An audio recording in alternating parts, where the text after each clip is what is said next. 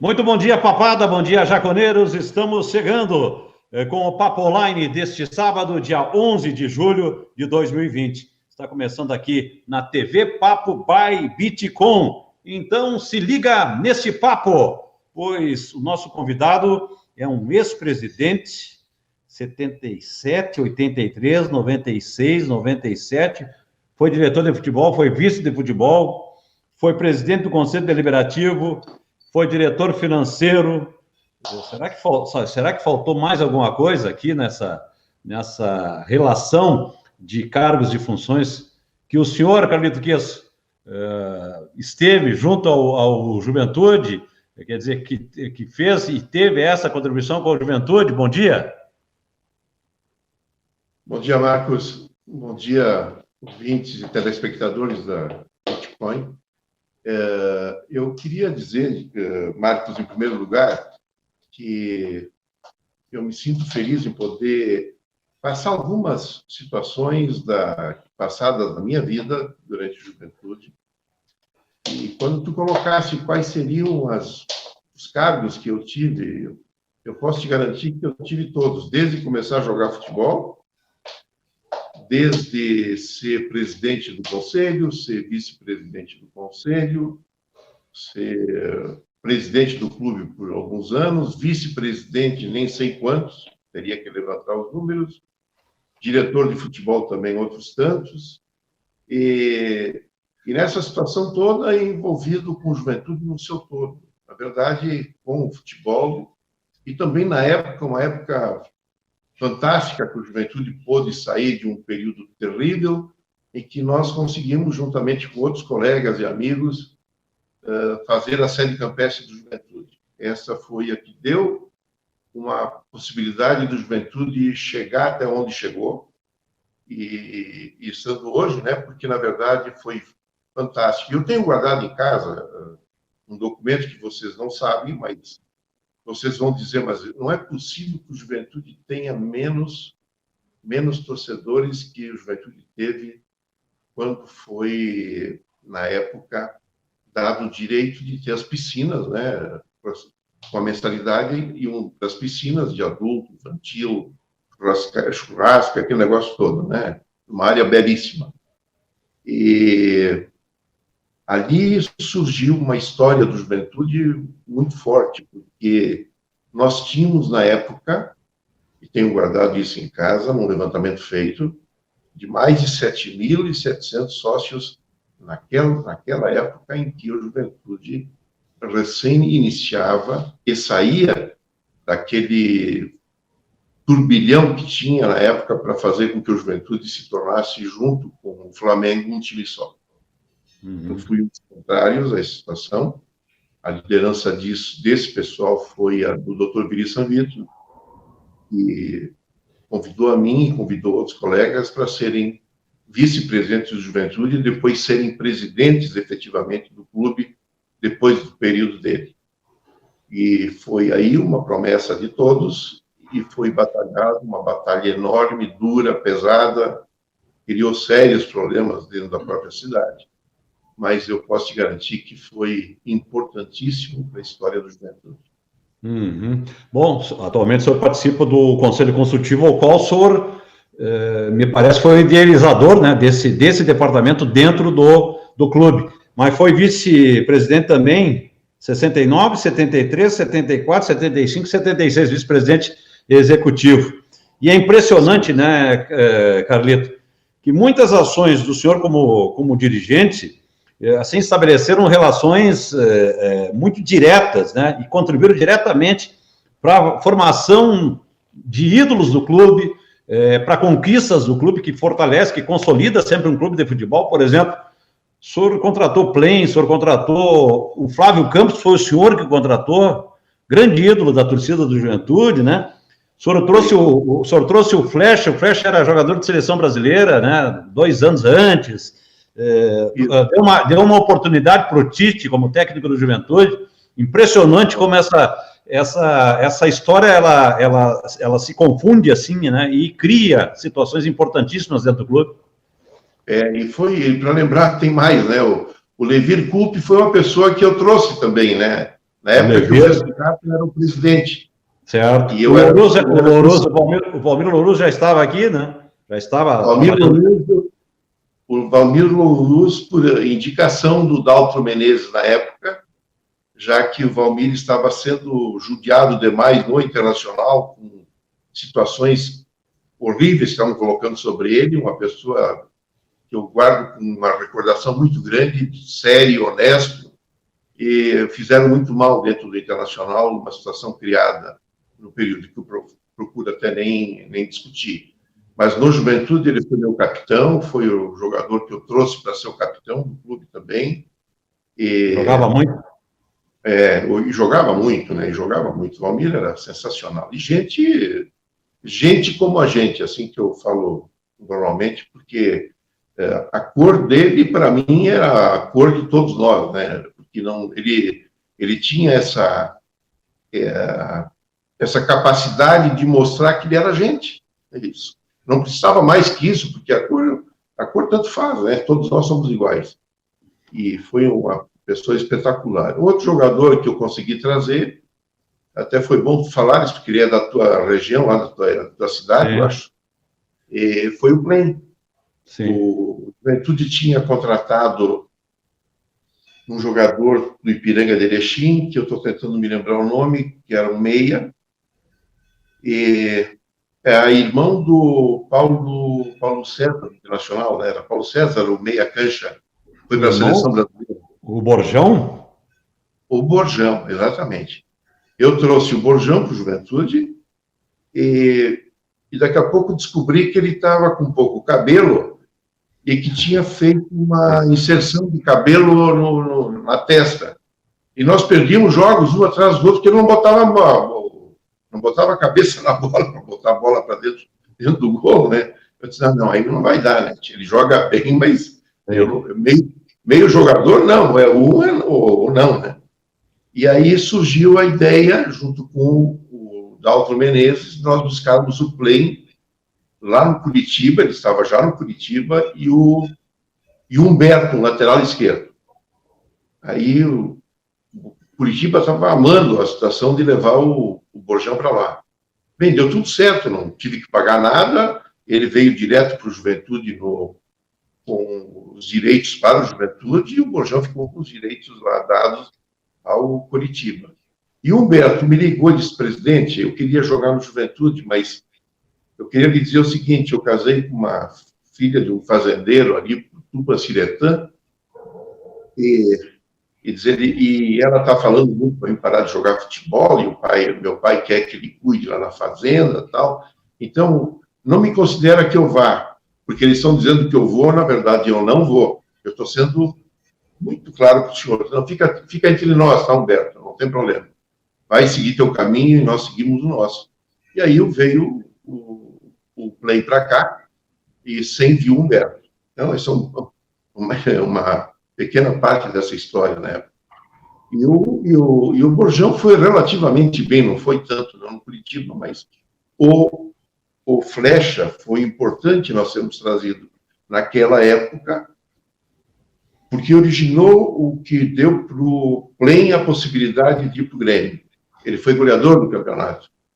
E sendo goleador, os olhos todos se vibraram para o Porto Alegre, de Internacional e Grêmio. Mas a pessoa, eu posso dizer, a pessoa importante para ele ser o que fez mais gols no campeonato foi o Flecha. O Flecha colocava a bola onde ele queria, era um cara perfeito para jogar. Então, ele não cruzava, ele tocava a bola para o pessoal, era um fenômeno nesse aspecto. E não foi por menos que ele foi para a seleção brasileira no período anterior também, né? Fatalmente, eu acho que hoje eu não vivo mais, mas ele entrou na vida de uma forma triste, né?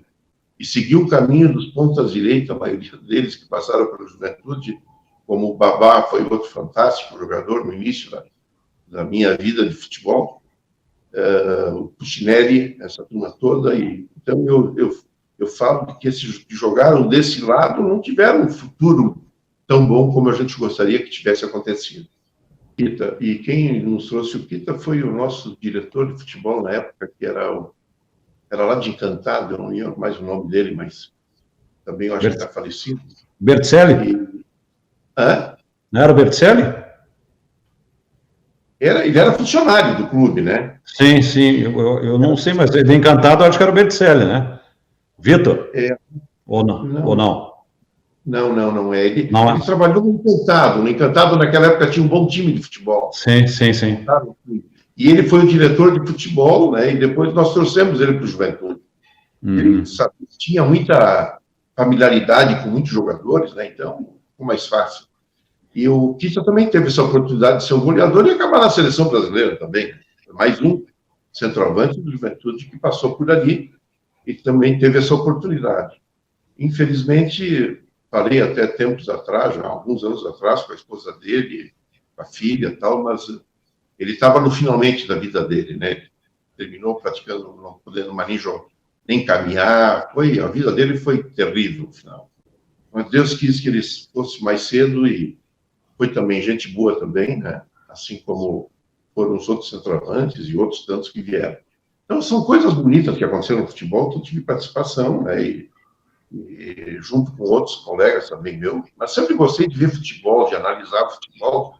Eu não sei se tem alguém no Juventude, como talvez o Chico Michelin, mas eu sempre tive uma oportunidade, e gosto de fazer isso, de verificar atletas.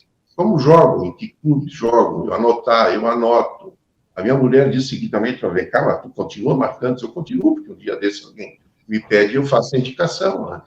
Então, eu faço muito acompanhamento de jogos pelo interior de São Paulo, principalmente, mais pelo interior. Eu vejo muito menos jogos dos grandes times do que dos times menores, porque ali é que tu busca os jogadores que fatalmente serviriam para o Juventude, para outros clubes nessa oportunidade. Então, eu tenho essa... Outro jogador que eu trouxe foi o Renato Cajá. O Renato Cajá veio do Juventude correndo. Na época, eu falei para o Iguatemi, já que eu fui levado a ter que fazer tentar salvar o Juventude de cair em 2007 para a segunda divisão, e um dos jogadores que eu tinha visto foi o Renato Cajá. E o Renato Cajá veio trazer o resultado para nós, naquela época, em 2007, nos dando quase a oportunidade com os demais guris que estavam jogando lá dentro, que era uma gurizada, na verdade, né? Daqueles jogadores todos mais famosos lá, eu escanteei todos para ficar na sede campestre, lá no centro de treinamento, melhor dito, e ficar com a gurizada que quisesse chegar. E nós quase chegamos e quase alcançamos, né, ficando em 7º lugar no Campeonato Brasileiro no segundo turno. E no primeiro nós somos o primeiro disparado, tendo só 16 pontos de ganho. Então, foi difícil para chegar nos 46, batemos até os 43, mas faltou pouco o Juventude não cair naquele ano também. E o seu Renato Cajá foi importantíssimo naquela época. E ele fez a parte dele, aí também tinha o Bruno, que foi jogar no São Paulo, depois no Botafogo, que era um guri novo. Mas, se tu olhar o time, eu tenho guardado isso, se guardar o time do Juventude em 2007, que jogou futebol no Campeonato Brasileiro, vocês não acreditam, mas tem ainda jogador jogando naquela época. Mas uma gurizada que foi fantástica. Tinha sido um cara que tinha um restaurante lá aqui perto de Lajeado, então ele servia o pessoal que ia fazer refeições e jogava futebol. Ele foi o centroavante nosso na época, aqui para ter uma ideia. Então, eu vou citar um deles, né? E colocando esse tipo de situação, o importante mesmo, tudo é importante naquilo que a gente faz na vida. Tem os momentos ruins, os momentos que não são bons, mas no tempo em que nós ficamos parados 3 anos praticamente, quando se movimentou em Caxias um grupo de pessoas, mais da parte de pessoas que estavam ligadas a empresas pesadas, fortes de Caxias, que queriam fazer um time só na cidade. Esse foi o ponto onde o Juventude estava já no finalmente. Flamengo eu nem falo porque ele acabou mesmo, né? Até que nem quiseram mais usar o Flamengo, porque resolveram usar a Ser Caxias, trocando da Associação Caxias para Ser Caxias. Mas eu queria dizer para vocês que teve um passo muito importante de uma pessoa que tu deve ter conhecido, Marcos, acho que, não sei se é do teu tempo, mas ele foi presidente em 1963, Mário Ramos, que tinha um cartório. Sim. Vocês conhecessem. Sim, conheci.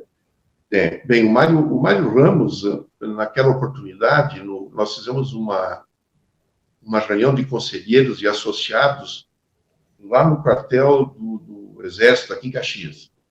E estava muito complicada a situação. Então, nós tivemos que ir para o local onde não tinha mais respeito, o pessoal se adequava a falar o que tem que falar e não falar o que não deveria falar. Mas ali estava chegando o dia em que nós, no mesmo momento, estávamos com o pessoal do Flamengo fazendo uma reunião em outro local. Não sei se era lá no estádio deles na época, não lembro. Mas a verdade é que daquela reunião tinha que sair a definição.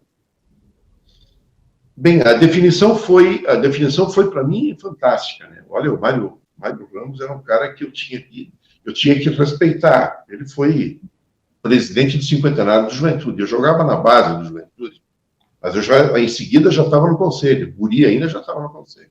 Meu pai já era conselheiro também. Aí o Mário Ramos lembrou de um fato, disse, olha, vamos fazer o seguinte, eu acho que essa união aí deva ser feita de uma forma, que foi uma palavra estratégica que ele colocou, que derrubou todo mundo do lado de lá. Eu quero deixar bem claro isso. Que o Juventude, por 3 anos, é assim que estava escrito, por 3 anos não poderia voltar a futebol. Tinha que ficar, de qualquer maneira, junto com o pessoal da Associação Caxias.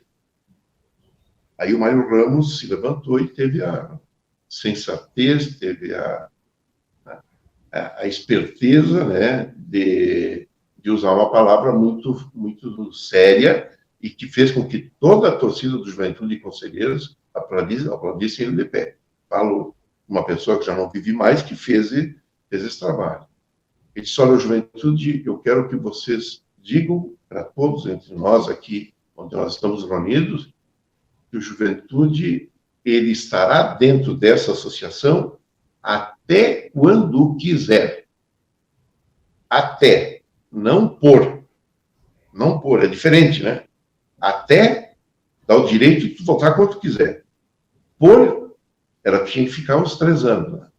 Foi assim que o Vili São Vito entrou e a toda a parte, o grupo de conselheiros do Juventude que queriam que o Juventude não acabasse, que não terminasse, também permitiu que fosse feito dessa forma, e na mesma noite eles tiveram, digamos, lá no Flamengo, que concordar com o que nós falamos. Se agirem da forma que poderia ser, tudo bem. Se não agir, o Juventude sai. Até porque o Juventude tinha patrimônio. E na época o Flamengo praticamente não tinha mais nada de patrimônio. Então, era uma situação que tinha que se olhar com muita calma. Então, isso aí gerou depois uma confusão que tu não faz ideia, né? Era a internet da época era o telefone. Tá? Então, sim. Foi o que aconteceu. Então, ali começou aquela história do Juventude partir para a sede campestre. Tinha já sede, porque foi comprada, mas não tinha dinheiro para pagar, 50 hectares. O Ipiranga de Erechim já tinha feito estádio, onde cabia toda a população de Erechim naquela época. Um estádio para 25 mil pessoas era a população de Erechim. E o pessoal que dirigiu lá veio oferecer para o Juventude essa oportunidade. E aí tem essa história longa, que eu já citei para diversas pessoas, que eu gostaria até que tu pudesse ver alguma pergunta, alguma posição sobre o assunto, do que foi isso, porque isso foi importantíssimo para a sobrevivência do Juventude. Essa transição foi importantíssima, né? Foi, porque os recursos que o Juventude tinha eram muito pequenos. Como era pequeno do Flamengo, né? Mas a verdade é que nós não entendíamos que fazer um time só iria resolver. Já tinham vários casos de que se formaram, fizeram 2 times, deu tudo certo, e outro não deu certo. E aqui a competição, para nós, era o importante. competir ganhando, perdendo, empatando, não interessa. Nós queremos competir e nós vamos ter que ter dois times em Caxias. Era o que nós pensávamos. E aí o que aconteceu foi que nós não tínhamos o dinheiro para cobrir. Para fazer isso, o doutor Viri disse, vamos ter que fazer um estádio.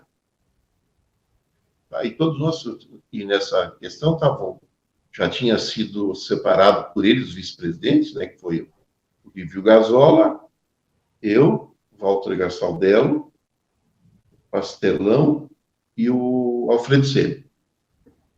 Esses 5 eram os vices do Juventude. Nós não podemos, nós vamos ter que fazer alguma coisa, nós vamos ter que fazer uma outra dívida para pagar essa dívida. Foi ótimo. Para poder entender, foi um negócio meio complicado, mas deu para entender.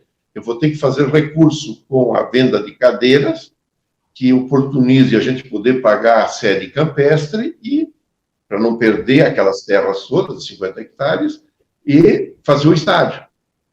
Bem, então, tu vê que foi uma cabeça inteligente que abriu essa coisa toda para chegar onde o Juventude chegou. Né?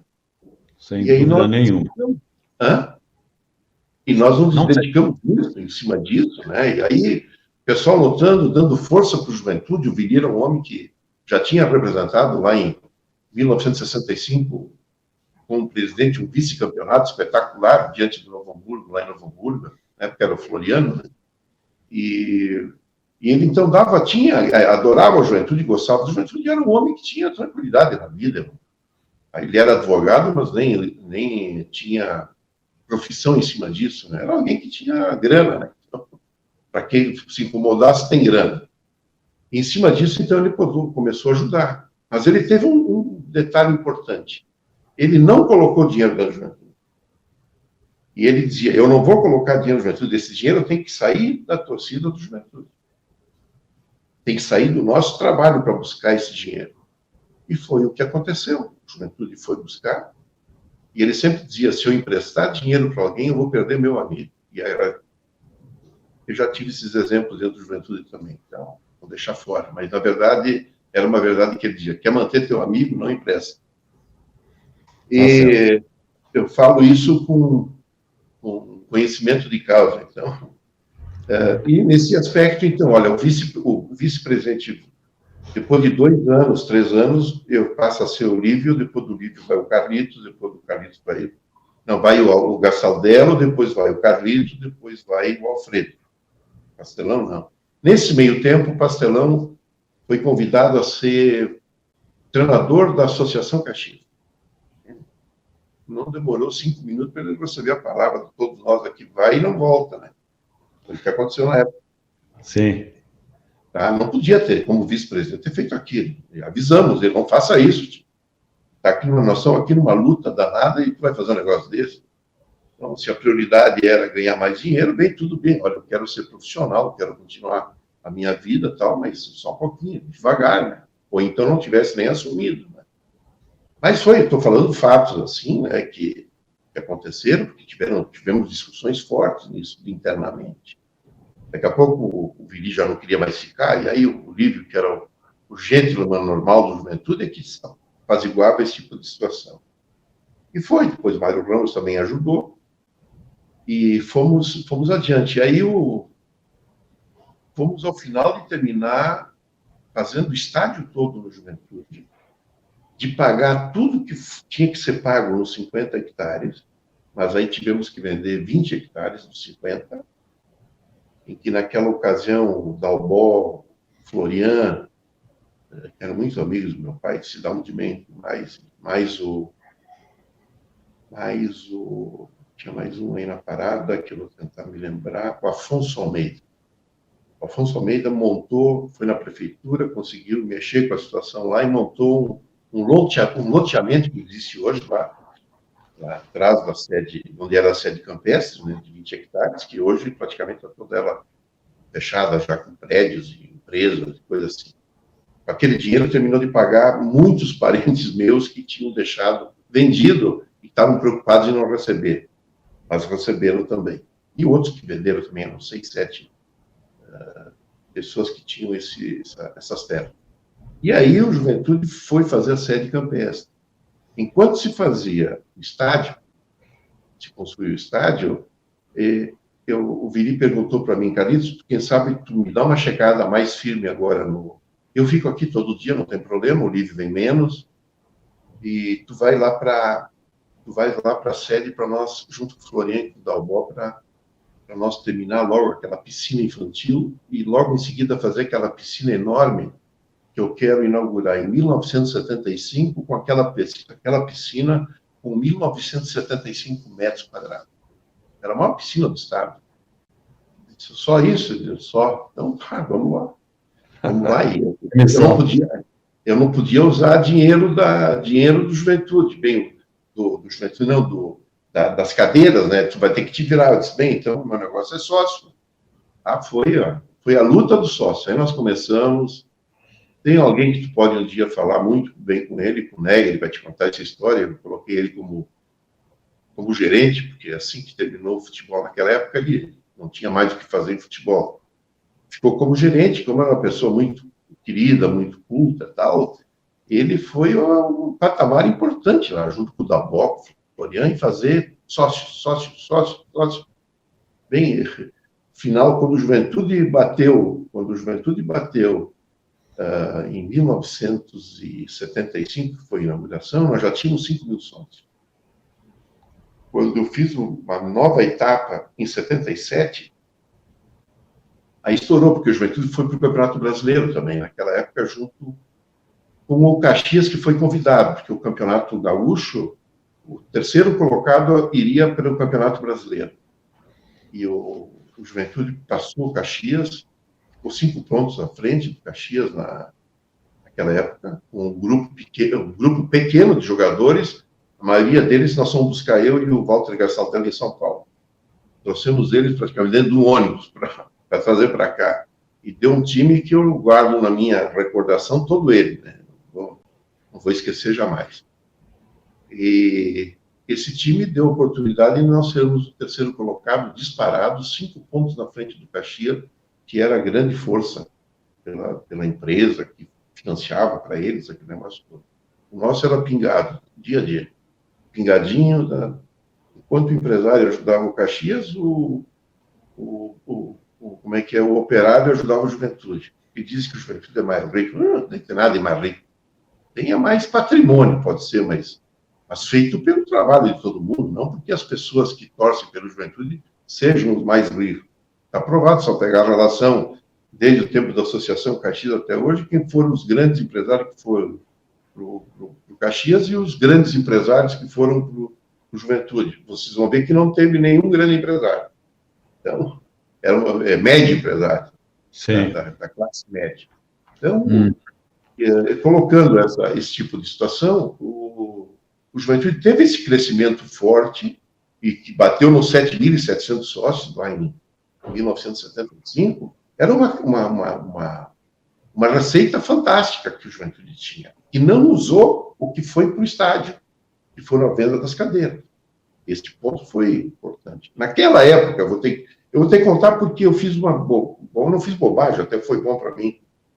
Nós temos esse dinheiro, essas notas promissórias, eram 36 notas promissórias e 100 cruzeiros, devia ser na época, essa moeda. Os bancos não querem aceitar. As 3 firmas que têm em Caxias de material de construção só dão o material para nós se nós pagarmos à vista.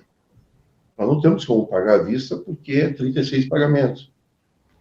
E aí ele disse uma vez, falou para mim que dá para ir com a fábrica lá para a saída para Flores da Cunha, e que aí talvez tu quisesse botar material de construção. Ele veio com esse papinho, tomando um vinhozinho junto, tal, e aquela coisa. Aí o Lívio também estava junto, disse, bem, vamos ver, Cátia, quem sabe, Carlitos, tu pega esse dinheiro para comprar alguma coisa para fazer a tua obra lá na sede e tal. Na sede não, no nosso terreno, que nós tínhamos comprado ali na saída, né? Que hoje lá é São Marino Móveis, o nome da empresa, né? A nossa empresa ainda. E ali foi um patamar importante, porque eu adquiri todas as notas promissórias, em várias caixas. E hoje tem duas pessoas, chama-se Plínio Mioranza e o outro é o Perini, que deve ser sócio dele ainda. Eles tinham ali, onde era das Freiras, aqui na Baía do Samuara, eles tinham ali a Cabrini Autopeças, Cabrini Estruturas, uma coisa assim, montaram essa empresa. E eu comprei todo 200 metros por 25 metros de largura de quadrados. E aí foi fechado com telha, com a parte de ferro, tudo que tinha que fazer, prontinho em cima dos pavilhões que estavam sendo erguidos pelo meu pai. Bem, eu aí tirei com aquele dinheiro que eu tinha, eu repassei para eles, que foram os únicos que faziam naquela época esse tipo de... Eles levaram pelo nosso lado, né? Levaram pelo nosso lado, quem é que estava no clube, e o respeito que tinha pelas pessoas. E nós conseguimos o dinheiro, então, para o Viri, que estava mais em cima da construção, tocar firme e seguir para terminar até o ano de 75. Assim é que aconteceu. Muita gente não sabe desse fato. Eu estava correndo um risco muito grande, e tivemos que dar dinheiro adiantado da minha firma, que não tinha todo aquele dinheiro, tivemos que fazer um financiamento. Os sócios ficaram preocupados com o que eu estava fazendo, mas era uma loucura que tinha que dar certo. E deu. E eu acho que eu tive uma força grande para fazer, lutar pelo clube, não só por isso, muito mais pelo clube em si, mas mostrar que dar um pouco de cada um dá um espetáculo muito bonito. Quando o muito de um só não resolve. Essa é a situação. Eu penso dessa forma. Tá certo. E aconteceu isso, que foi uma história lindíssima, tá? Lindíssima. E, olha, eram dias de choro mesmo, né, sabendo que nós estávamos chegando ao final do estádio, com a sede campestre pronta, não, mas absolutamente com o de principal, que o pessoal de Caxias adorava, era ir para debaixo das árvores fazer churrasco e depois tomar banho, né? Piscina. Então, e as campos de futebol também, que nós tínhamos para jogar. Então, é para te dar um pouco da história, né, naquele período, que muita gente não sabe. E dá também um louvor para o Severino Dalbó, para o pai do Florian, que foi presidente do Juventude, que foi espetacular também, o Afonso Almeida, e muita gente que era juventudista, que eu nem sabia quem era, se colocava à disposição para vir tirar prego junto conosco de noite. Eu até que devo contar um fato, assim, que o Viri tinha uns negócios que deixava a gente louca, né? Era meia-noite, ele dizia, bem, não vai dar para nós sair hoje daqui, vamos sair só amanhã de manhã. Mas por que nós vamos sair amanhã? Pô, eu tenho que ir para casa, minha mulher. Estamos esperando, pô, não tem mulher nenhuma. Quero ir para casa, tem meus filhos, né? Ah, mas nós temos que terminar de tirar todos esses pregos aí para não comprar mais madeira, né? Temos que tirar os pregos para o pessoal amanhã poder trabalhar e tal. E eu vou fazer o seguinte, o fulano, ele chamava, era o Gassaldelo, era o nosso homem da comida lá. Gassaldelo, vai verificar um cara que é teu amigo, açougueiro, para abrir o açougue, arrumar carne para nós fazer o churrasco. Tu imagina, são fatos que aconteceram. Aí tem gente viva daquela época que são dois só, né? Eu e o Alfredo, são os dois vivos ainda da época. Mas tem gente viva, amigos meus que eu me dou ainda, que não eram dirigentes, mas eram torcedores, que ficavam em vez de manhã eles irem para casa tomar um café, e para lá pegar um pouco do churrasco ainda, às 4, 5 horas da manhã. Tem história, né, seu? Não resta a menor dúvida. Tem muita história. Bom, nós estamos chegando ao final aqui do nosso Papo Online, dessa primeira parte, seu Carlitos. Queria que o senhor deixasse uma mensagem como um ex-presidente, como um ex-dirigente de grande importância dentro do clube, pela sua contribuição, pelo seu comprometimento, pela sua dedicação pela juventude. Por favor, uma mensagem final aí para a papada. Olha, eu digo que na minha vida eu tive duas posições que foram... Três posições. Minha família, a minha fábrica, junto com os demais sócios, e o Juventude.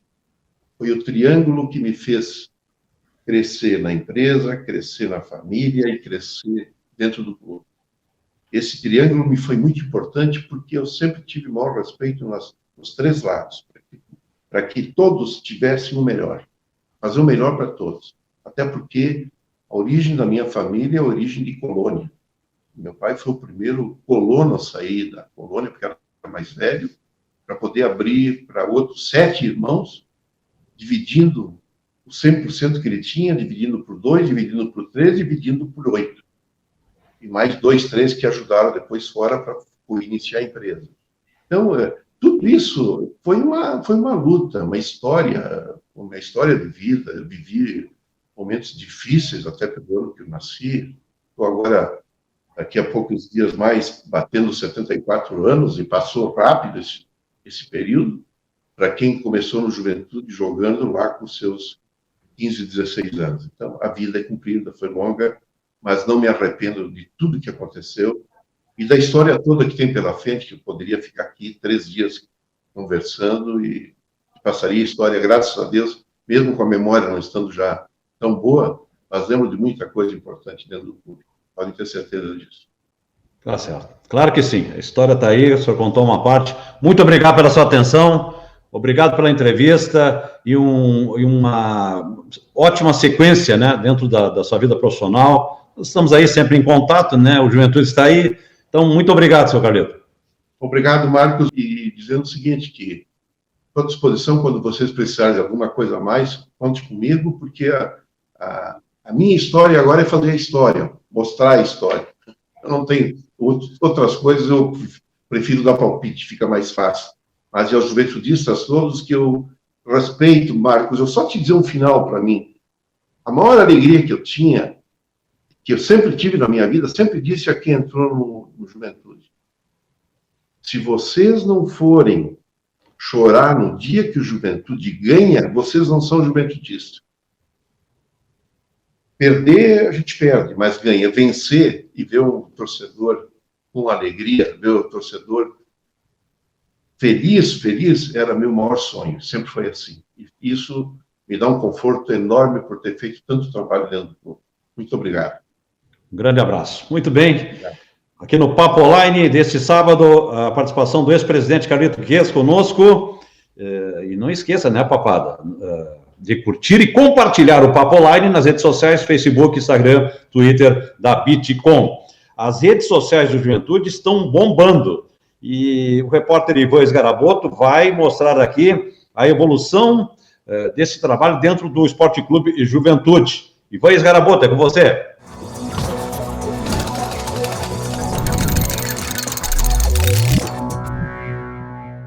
O Papo Online dessa semana vai mostrar para o torcedor Juventude como é realizado os trabalhos nas redes sociais do clube e como é feito esse trabalho diário. É um trabalho desafiador, a partir do momento que a gente não teve mais futebol, né, nesse momento, esses últimos meses eles têm sido bastante desafiadores, mas bastante interessantes também. Eles estão trazendo recurso e estão trazendo um resultado muito legal para o Juventude.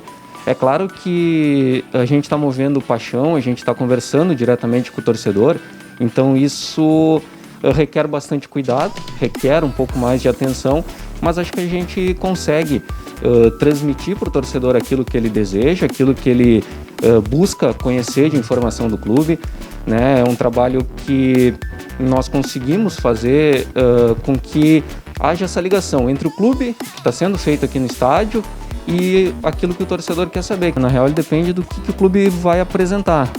Toda semana, a gente faz um planejamento com todo o departamento de comunicação do clube. A gente traça algumas metas, a gente traça algumas ideias do que vai ser feito durante a semana, mas o futebol, como ele é muito dinâmico, ele acaba te trazendo algumas situações diferentes que tu acaba repensando o planejamento, tu acaba modificando esse planejamento durante a semana, mas é do momento, é de cada dia acaba sendo uma aventura diferente, cada dia acaba sendo uma situação diferente. É uma contratação que está chegando, alguma outra informação que surge, mas geralmente a gente faz um planejamento semanal do que vai ser postado, do que vai ser divulgado nas redes, não só de futebol, mas também toda a questão do patrimônio, toda a questão de marketing, enfim, outras informações que são interessantes e são importantes que o torcedor saiba de tudo que é feito dentro do clube. Então a gente faz esse planejamento, conversa, né, todo o departamento de comunicação do clube, mas durante a semana acabam acontecendo outras situações, acabam acontecendo outras necessidades, outras pautas, elas vão surgindo, e assim a gente vai observando e a gente vai definindo o que vai sendo postado, o que vai sendo divulgado. Nesse período está sendo bastante desafiador, né? A gente vem buscando trazer para o torcedor do Juventude que ele continue informado sobre as questões do clube, mas a gente está buscando fazer um resgate também da história do Juventude, a gente está buscando jogos históricos, a gente está buscando desafios para o torcedor, a gente está querendo uma interatividade maior do torcedor com o Juventude. É claro que a gente sabe também que o futebol e o campo é o que move, né, o torcedor, é aquilo que ele realmente deseja encontrar nas redes sociais do Ju.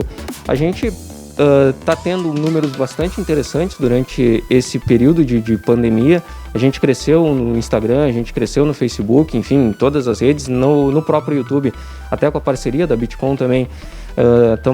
Estamos apresentando números bastante interessantes.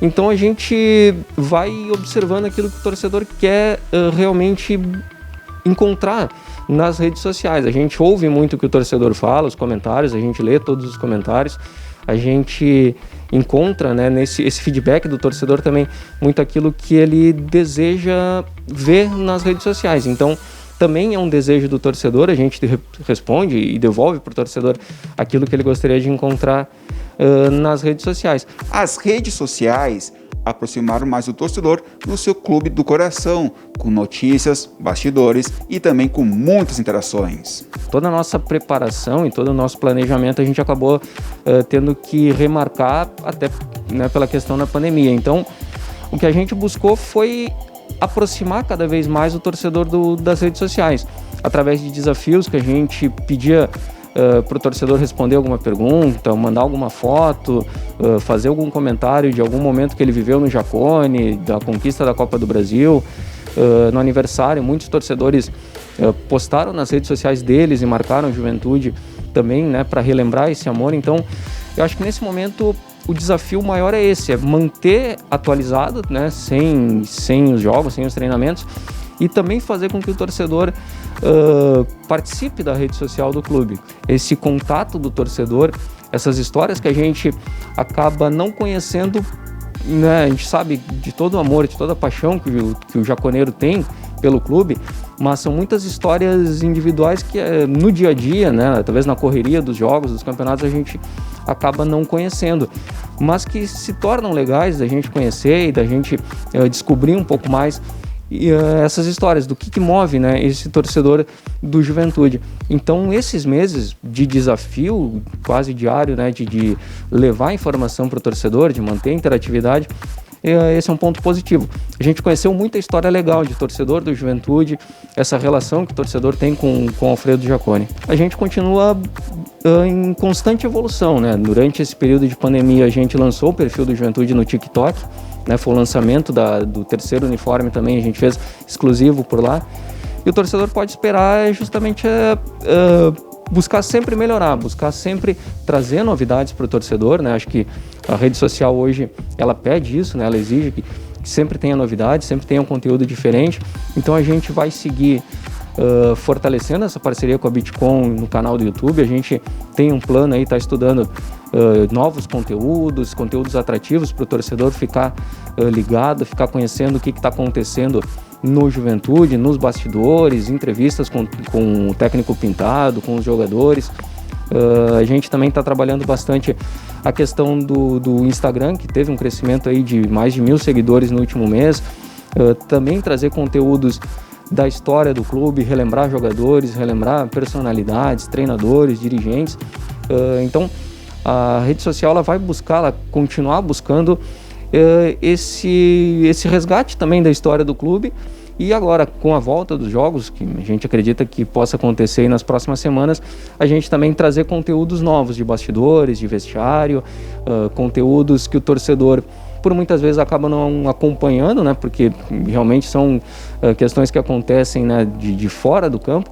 Então a gente está buscando isso, é trazer novos conteúdos, novas formas de mostrar o Juventude e sempre, claro, tendo essa interação, tendo esse contato por parte do torcedor com a gente, né, do Juventude, porque a gente gosta de conhecer, a gente quer conhecer essas histórias que o torcedor traz para nós.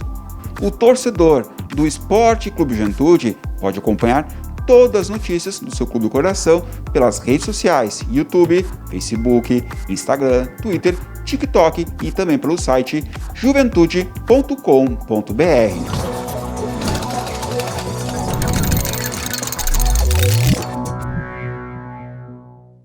Muito bem, aí a participação de Ivan Sgaraboto trazendo esse trabalho importantíssimo, né, que está sendo desenvolvido pela assessoria de imprensa do Juventude em relação às redes sociais, né? Caminho que todos os grandes clubes do futebol estão tendo, todos os segmentos, na verdade, mas os clubes de futebol em especial, e o Juventude também tem esse belíssimo trabalho das suas redes sociais que estão realmente fazendo um grande trabalho de divulgação do clube. E o Papo Online desse sábado está ficando por aqui, lembrando que você pode ficar ligado no portal do Juventude, juventude.com.br e nas mídias sociais do clube. Papo Online que teve o Telo Gianni na captação de imagens, gravações, na edição, o cinegrafista Leandro Moré, as reportagens e a produção do Ivan Sgaraboto, o gestor de conteúdo Cleberson Portela. Nós voltamos no próximo sábado com Papo Online aqui na TV Papo by Bitcom. Um grande abraço e um ótimo final de semana. Tchau!